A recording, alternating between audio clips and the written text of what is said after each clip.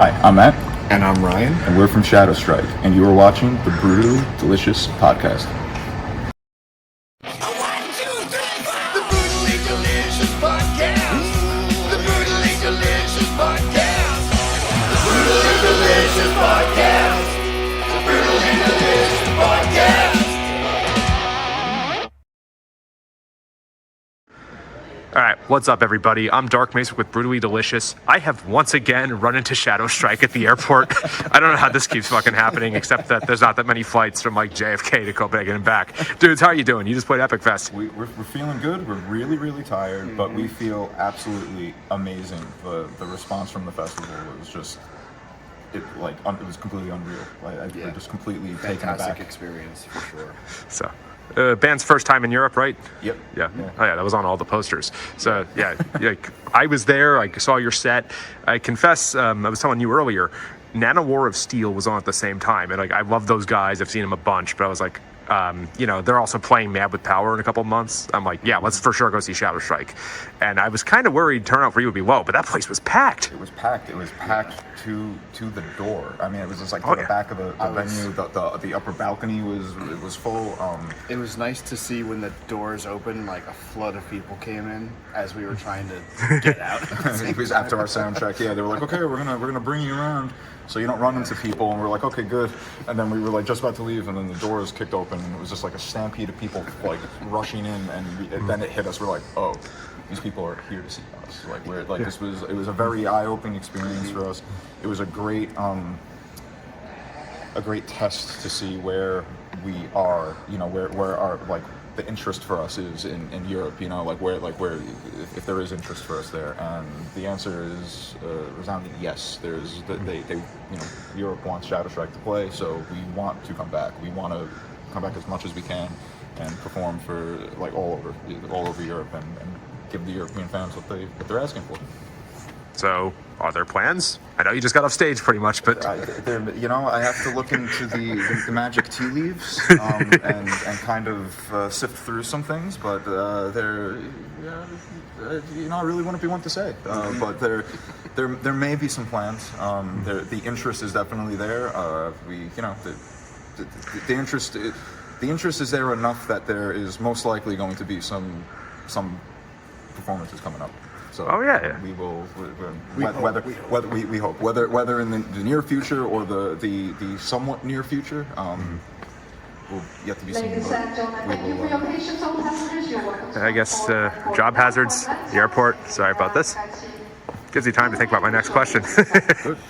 See, this was like on the fly because we just ran into each other. Yeah. So, how does playing Europe compare to playing the U.S.? I didn't even mean that to be like a sore spot or anything. Or No, Maybe we just haven't had the best experiences in the West. yeah, it's different. It's a different. The metal scene in Europe is just different than the metal scene in America. The energy is different, and it's not that the American audience it's bad. It's just different. It's just the festival culture in Europe is just on a completely different level than the festival culture in America. I think It was very evident when we played, because we've played some American festivals, small, some a little bit like bigger, but like just the whole layout of the fest, the operations, the logistics. It was like, this is the third year this fest was running, and it's like the majority of the people are volunteers, and the thing was running like it was just on time. Everything, multiple buildings, multiple hotels, shuttle. I was just like, this is whoa! Like they know how to run a music festival in Europe. If there's like like for music scenes and things, I think Europe really. I mean, it was great. It was fantastic. I would say as far as crowd reaction and also attendance, it's a totally different experience. Like I said, people were there. They wanted to see us. Back in the States, like we might be opening up for like Sonata Art or something like that. But the crowd might not be there to see ShadowStrike. We're just the band that's on the bottom of the bill, Yeah, or we're just like thrown in the middle somewhere, and then there's like some people that know who we are, and then some people kind of get into it, but But again, our music is geared more towards that European audience. You know, we have a more European sound, I guess, and we kept. I think if I got money for every time I heard that, from fans and feedback, I'd be like I won the Powerball. It was everyone. You sound European. It's like thank you. I told you that earlier. Yeah. So it's just the crowd reaction was amazing. I mean, just. It's different. It's not like one. We're still off like the post fest high, I guess, if you want to call it. Yeah. So we're like really like it's like it was amazing. It's and it's kind of super like no, the American shows are great. It's just a different experience. It's a different energy. It's a different the layouts are different. The festivals are different. And it's unfortunately. I guess unfortunately for us is we just don't write in the style that is more popular in America, but we're I will say this: there's been many times where people were surprised in America to hear what we sounded like, and like, oh, you guys sound like you're European. I love that style of music. Yeah. Like, where were you? Like, how come I haven't heard of you before? It's you know what it is. I think it's like getting to that stage where that European sound spreads, like it happened with Dragon Force, Night. There are bands that where it reaches. It's just getting the message out in America because, for power, like our genre, power metal. There's a big fan base in America, but the problem is everyone's spread out throughout the whole country. For sure. So it's not like where you're going to if you're like doing a tour as a band that plays power metal. That there's like a huge fan base in America. I mean, I think on Spotify, like I think our the U.S. is like way up there on like the Spotify like as a country for listens, but it's like since they're spread out, it's like if we did a tour, out of the total amount of fans, let's say there were like 5,000 fans, let's just say, right, in total, right? Out of those 5,000 fans, there's like 13 like in this town, or like like there's like 20 in that state. New York, there's probably more like 1,000 or whatever, and then so. When you're a band going on tour, it's just like you can't maintain it, and make it. It's tough. It's tough for power metal bands in America. Any power metal band, but there is a point where you can break through and it'll be good. But we were very impressed by the European reaction. It was very, very good. So I came up with this term. I'm sure someone else has said it recently, but it seems like the ones that get to tour America in the power metal umbrella are what I call the jumpy bands. That is your Sabatons, your Wind Roses, and Powerwolf. Took me a second. Like they're all the songs that are like the da da da da da, and or like it's a very jumpable thing. It's not very like keyboard heavy and like there are melodies, but that's not the defining thing. Mm-hmm. Was it ever a consideration of I want to make money doing this? Let's do that. No, because. Thank you for that. Like anybody can try and do like what's like popular or whatever, but like I don't think that it's necessarily like they're that they're doing something that's like a gimmicky thing. It's just they write that style well. They are good at writing that style of music. They are excellent at it. We aren't. If like we tried to do it, it would just be like, what are they doing? And we don't have, and that's not our personality. It would be weird if we like. I personally enjoy those bands. I love those bands. I love Powerwolf. I love all of them. But if we were to write music like that, it just might. I don't know. I don't think it would work. It wouldn't work. It's not us. It's not who. Like our writing. Really. Yeah, our writing is like an extension of like our personality. We really love and enjoy writing this style of music, and it look, this is our first time in Europe. We've been, the band ShadowStrike, the name 2010, but we've been doing it for a long time, even longer than that. And now we are just getting into Europe and everything, but it's because we stuck with what we love and we just kept building on it what we our natural writing. I don't want to force trying to do something. Yeah. I mean, at that rate, we might as well start writing like alternative rock or pop rock, just to get even, to get more, and it wouldn't work. Like imagine us dressing up in like military fatigue and coming out on a Panzer and me singing Broden or Yeah. It's just like you can't. It wouldn't work. There's it's already not a me. band that does that. Yeah. There doesn't need to be more. There doesn't need to be more, and like those bands like Powerwolf, Sabotage, like those bands, they do it exceedingly well, and everybody loves it. We love it, and it's just like we wouldn't want to. We do our own thing. We're in our lane. We have our horse blinders on. We're just doing our Good thing. for you. If you like the music, come along with us. If you don't like it, that's even better because we'll just keep writing it even more ridiculous to make you not like it. So that's my mentality with it. If you hate us, great. Hate us even more. Let's hate each other together. Like, let's do it. Like like it's just we're just doing our own thing. It's like we're from Long Island, New York. We're writing European power metal because we just love it and we're doing it. And and clearly the European fans like it too. And this was a great experience for we're just talking in circles at this point, rambling about, but it's just because we're just so we're like shell shocked from it. We're just we can't believe it. Yeah. Like we were so emotional. We were all just like John and I, the bass player, my brother, after the show, we was hugging each other for 4 minutes, in the green room, because we were just we've been working on this for 21 years. 21 years, and we finally made it to Europe, and and it's the thing. It's if this was the last time we made it, I'd be happy, because I finally did something. It was a goal of mine to perform my music in Europe in this style of music. So I think this was an amazing experience for everybody.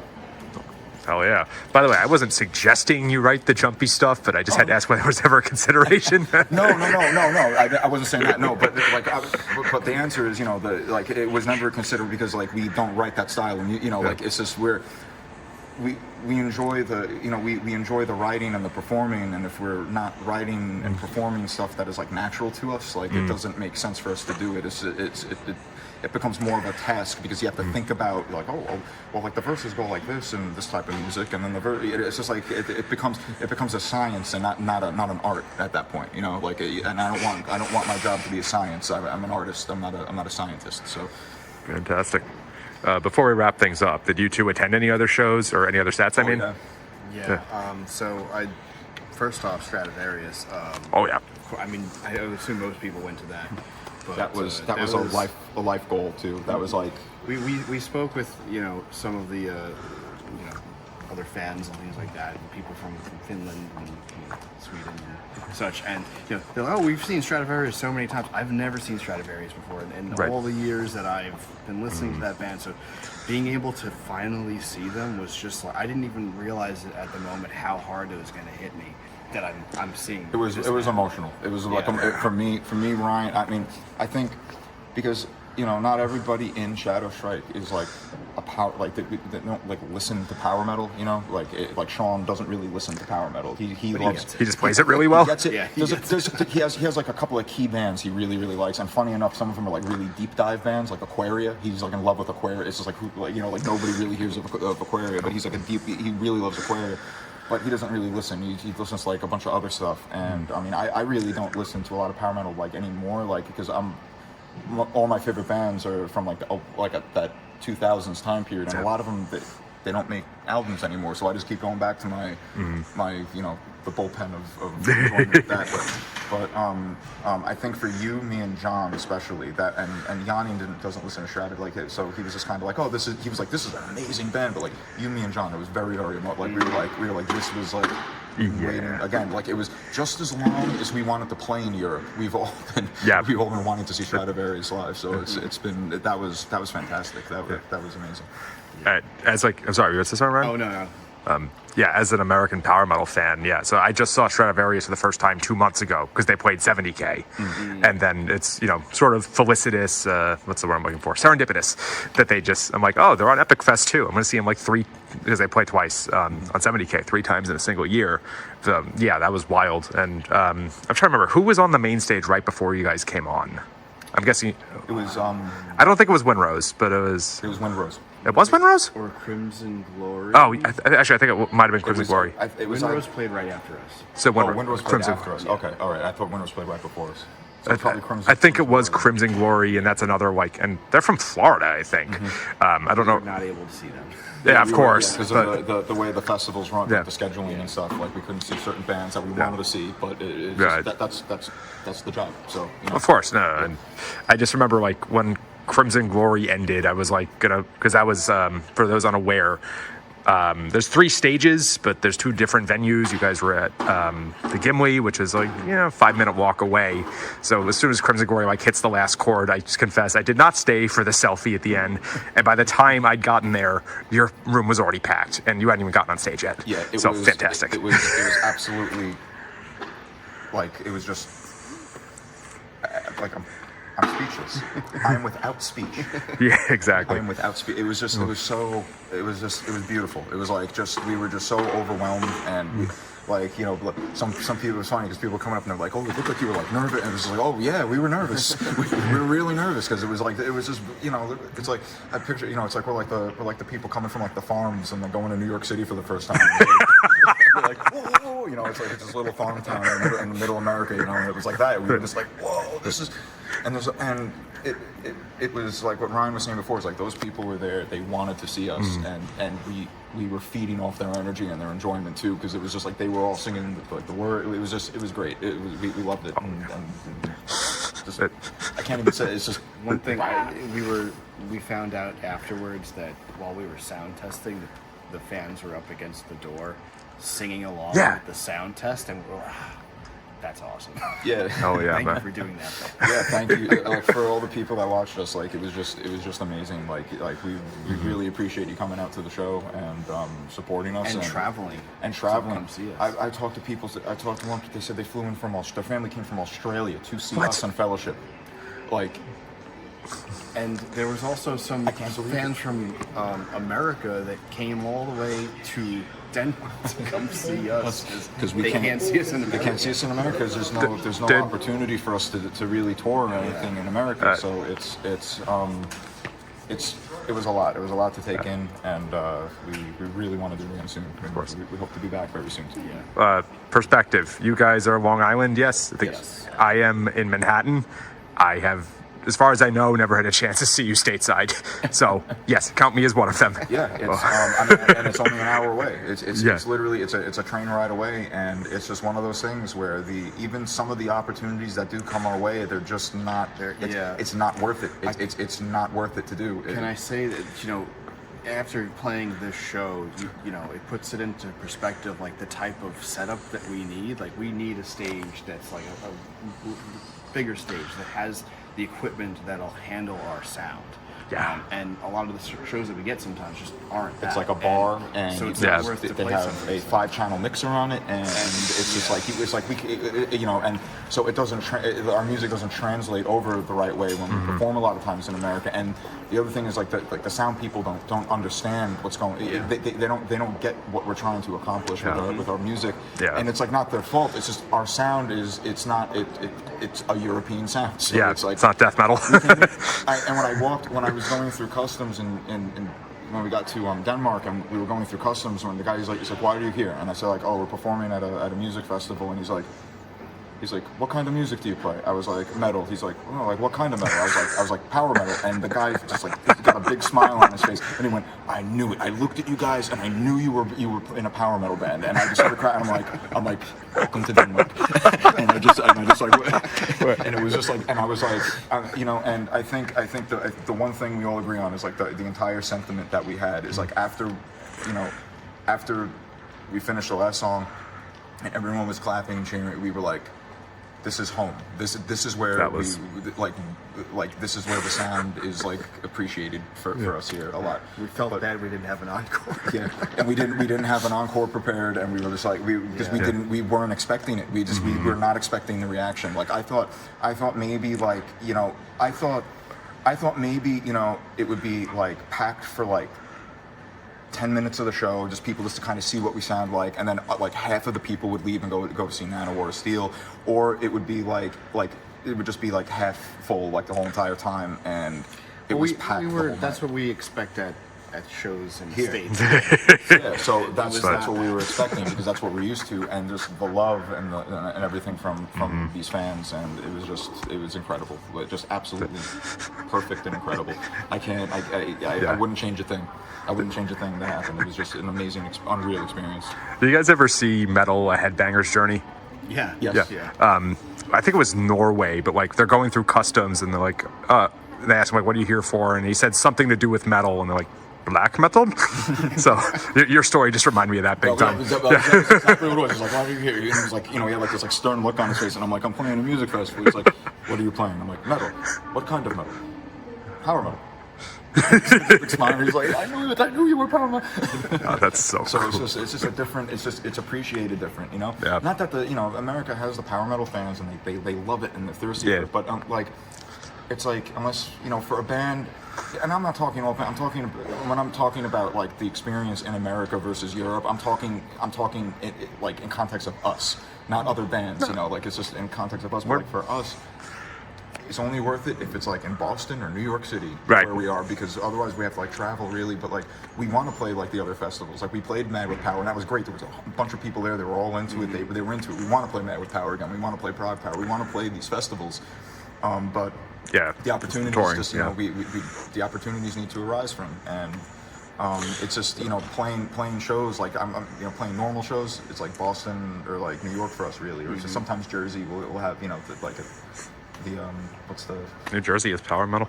No, well I mean like sometimes I'm just being an asshole. If a band's on tour or something, we can play with like a band that we know if they want the support for the first show, but. I mean, like if you're like a power metal band like us, where you're independent, your label's in Japan and your fans are in Europe. Yeah, it's like, right.